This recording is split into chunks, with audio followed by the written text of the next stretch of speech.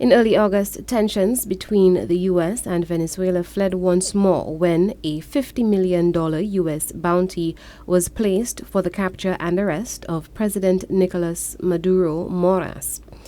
The claims by the White House perpetuates an ongoing narrative attempting to link Venezuelan authorities to a non-existent drug trafficking organization deemed one of the largest by U.S. officials.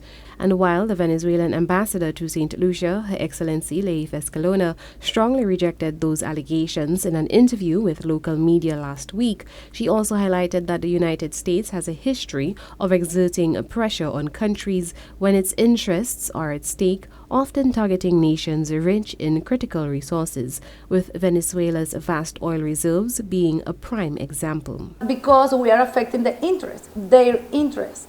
As I said before, because our oil, because our economic resources, with our natural resources that they needed.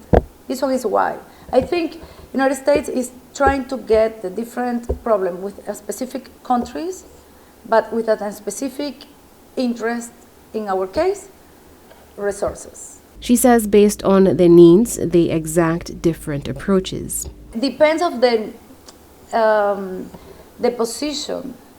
And right now, I think because everybody knows about the relationship between the United States and Cuba, for example. And in that moment, when the Cuban Revolution started, we didn't have any threat with Venezuela because Venezuela was a different rules. She further stated the U.S. has a history of bullying countries in the past and cites other nations, including OAS member state Grenada. The United States government right now, in this particular moment, they can do anything with any country that they wanted to do. Because in the past, they did in a very small island in Grenada, and it's Eastern Caribbean country too. And, but depends of the interest that is affecting them.